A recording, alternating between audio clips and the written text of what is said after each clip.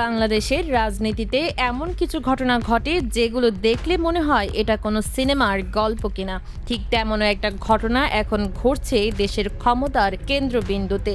বর্তমান প্রধানমন্ত্রী তারেক রহমানকে আসলে অবৈধ সরকারের উপাধি পেয়ে গদি হারাতে চলেছেন। 2026 সালের 12 ফেব্রুয়ারির নির্বাচনে জিতে যারা ক্ষমতার চেয়ারে গিয়ে বসেছিল, আজ তাদেরই পায়ের নিচের মাটি কেঁপে উঠছে। আর এই ভূমিকম্পের উৎসে দাঁড়িয়ে আছেন সুপ্রিম কোর্টের তুখোড় আইনজীবী অ্যাডভোকেট শিশির মনির। নিজেদের পাতা ফাঁদেই বিএনপি সরকার কিভাবে চরমভাবে আটকে গেছে আর গণভোট বাতিল করার দুঃসাহস দেখিয়ে কিভাবে নিজেদের বিদায় ঘণ্টা বাজাচ্ছে, সেটা এখন দিনের আলোর মতো পরিষ্কার। কারণ শিশির মনিরের একটা ধামাকাধার দাবার চাল তারেকের পুরো দলকে এমন ভাবে দিশেহারা করে দিয়েছে যে তারা এখন মাথায় হাত দিয়ে বসে আছে। গোড়ার গল্পটা একটু বলা দরকার। ক্ষমতা আসার পর বর্তমান তারেক সরকার ভেবে নিয়েছিল এবার আর কেউ তাদের ঠেকাতে পারবে না।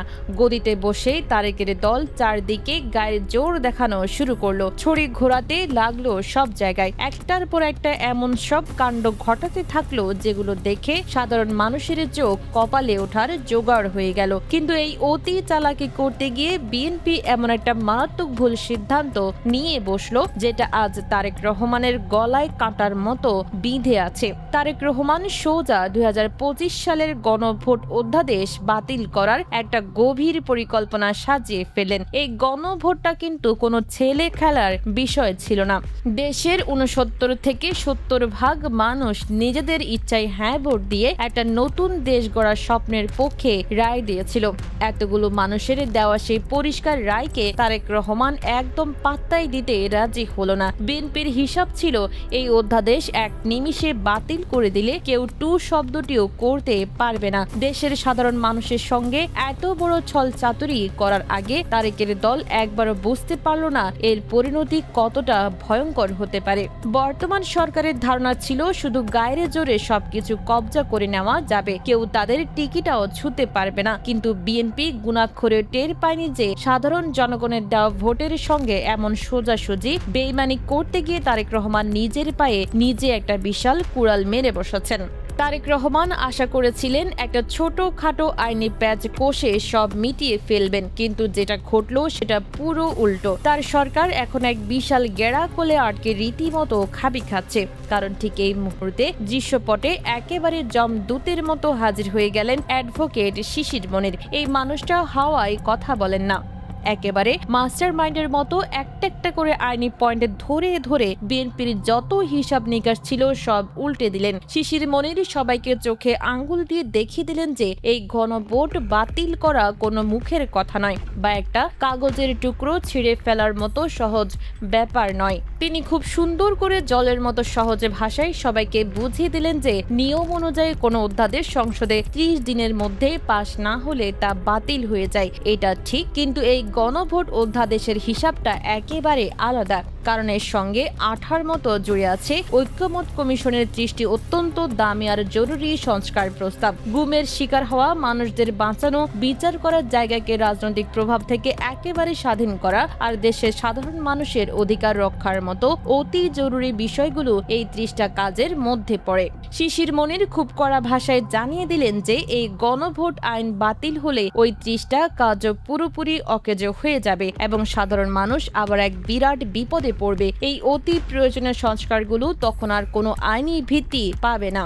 আর শিশির মনিরের এই ধারালো বুদ্ধির কাছে তারেক সরকারের বাঘা বাঘা নেতারা একেবারে মুখ থুবড়ে পড়লেন। অর্থাৎ বিএনপি যে আইন বাতিলের চালাকি করেছিল তা শিশির মনিরের এক ধামাকাধার ব্যাখ্যার সামনে এক নিমেষে মুখ থুবড়ে পড়ল। শিশির মনির তারেক রহমানকে এমন একটা আইনি কানমলা দিলেন যে পুরো দল তখন দিশেহারা। বিএনপির সব কৌশল মার খেয়ে এমন লেজে গবরে অবস্থা হয়েছে যে তারেকের দল বুঝে উঠতে পারছে না কোন দিকে যাবে। শিশির মনির তার পয়েন্ট দিয়ে বিএনপিকে একেবারে নাচিয়ে ছাড়ছেন। তবে এর পরের ধাক্কাটা তারেক সরকারের জন্য ছিল আরো অনেক বেশি উত্তেজনার আর ভয়ের। শিশির মনির তার সবচেয়ে বড় চালটা দিলেন ঠিক এই জায়গাতেই। তিনি একেবারে কড়া ভাষায় জানিয়ে দিলেন যে এই আইন বাতিল হলে বর্তমান সরকার নিজেরাই বেআইনি বা অবৈধ হয়ে যাবে। সেই সঙ্গে শিশির পরিষ্কার করে বললেন, বর্তমান বাংলাদেশ যে অবস্থার মধ্য দিয়ে যাচ্ছে তার সবকিছুর সমাধান পুরনো সংবিধানে খুঁজতে গেলে তারেকের দলের বড় ধরনের বোকামি হবে। এমনকি শিশির আগের অনেকগুলো কাজের উদাহরণ দিয়ে বুঝিয়ে দিলেন যে রাষ্ট্রপতি ছাড়া প্রধানমন্ত্রীর সিদ্ধান্ত নেওয়া কিংবা আগের অন্তর্বর্তীকালীন সরকারের গঠন অথবা 133টা অধ্যাদেশ জারি করা এর কোনোটি আগের সংবিধানের নিয়মের সঙ্গে পুরোপুরি মেলে না। তাহলে প্রশ্ন আসে, এত বড় বড় কাজগুলো কিভাবে হলো? শিশির মনির নিজেই এর উত্তর দিলেন। তিনি বললেন, এই সব কিছু হয়েছে দেশের সাধারণ মানুষের ইচ্ছার উপর ভিত্তি করে। একটি পরিষ্কার রাজনৈতিক ঐক্যমতের ওপর দাঁড়িয়ে এই নতুন বাস্তবতা তৈরি হয়েছে, কোনো পুরনো বইয়ের আইনের ওপর ভিত্তি করে নয়। এখন সেই মানুষগুলো যে গণভোটের মাধ্যমে নিজেদের মতামত পরিষ্কার করে জানিয়ে দিল, সেই জনগণের রায়কে যদি আজ তারেক সরকার বাতিল করে দেয় তাহলে তো বিএনপির নিজেদের গদিতে বসে থাকার আর কোনো ভিত্তি থাকে না। সরকার একেবারে অবৈধ হয়ে পড়বে এবং তারেক রহমানকে ঘাড় ধাক্কা দিয়ে বের করে দেওয়ার আইনি পথ তৈরি হবে। এই কথা শোনার পর বিএনপির সবার একেবারে ভিমড়ি খাওয়ার জোগাড়। তারেকের দল বুঝতে পারল যে তারা এমন এক জঘন্য ফাঁদে পা দিয়েছে যেখান থেকে বের হওয়া তো দূরের কথা, নিজেদের গদি টিকিয়ে রাখাটাই এখন সবচেয়ে বড় চ্যালেঞ্জ হয়ে দাঁড়িয়েছে। তারেক রহমান যে কুবুদ্ধি করে ক্ষমতায় টিকে থাকতে চেয়েছিলেন সেটা এখন বিএনপির সবচেয়ে বড় লজ্জার কারণ হয়ে দাঁড়িয়েছে।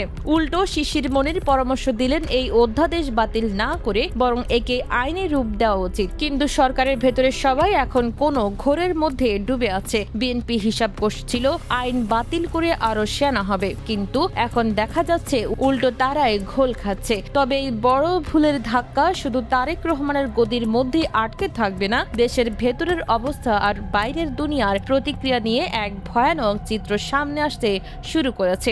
যখন দেশের মানুষ দেখবে তাদের 70% হ্যাঁ ভোট দেওয়ার রায়কে তারেক সরকার এক কলমের খোঁচায় বাতিল করে দিয়েছে, তখন সাধারণ জনতা আর ঘরে চুপ করে বসে থাকবে না।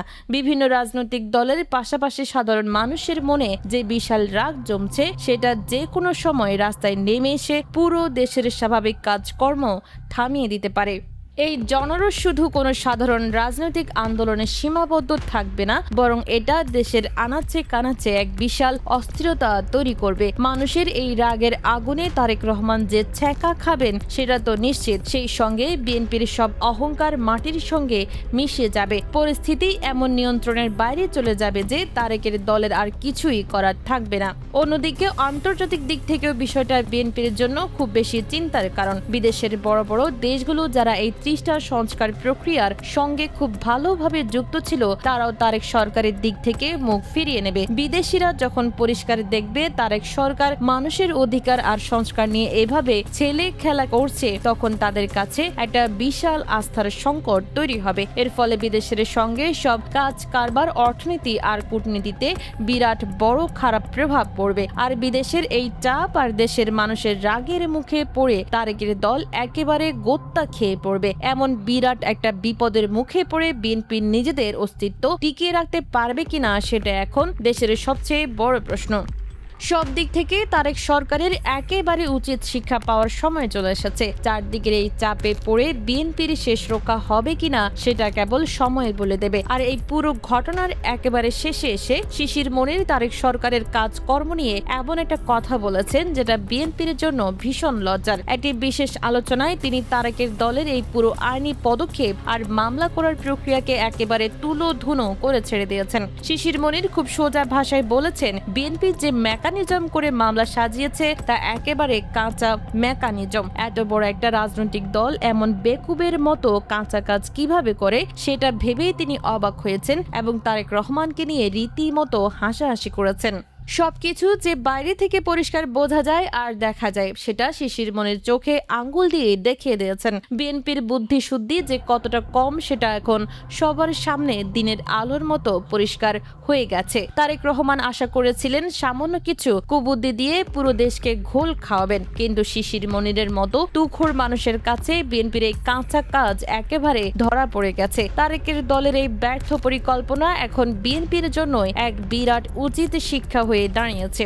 এই বোকামির জন্য তারেকের দল যে শুধু নিজেদের বিদায় ঘণ্টা বাজিয়েছে তা নয়, বরং রাজনীতির মাঠে তারেক রহমান এক চিরস্থায়ী কলঙ্কের দাগও নিজের গায়ে লাগিয়ে নিয়েছেন। এখন দেশের মানুষ শুধু দেখার অপেক্ষায় আছে এই গ্যারাকল থেকে তারেকের দল বের হবে নাকি একেবারে নিঃশেষ হয়ে যাবে। শিশির মনিরের এই কড়া ধাক্কার পর বর্তমান তারেক সরকার যে পুরোপুরি ধরাশায়ী হয়ে লেজে গভীর অবস্থায় পড়ে নাকানি জুবানি খাচ্ছে সেটা আজ আর কারো বুঝতে বাকি নেই।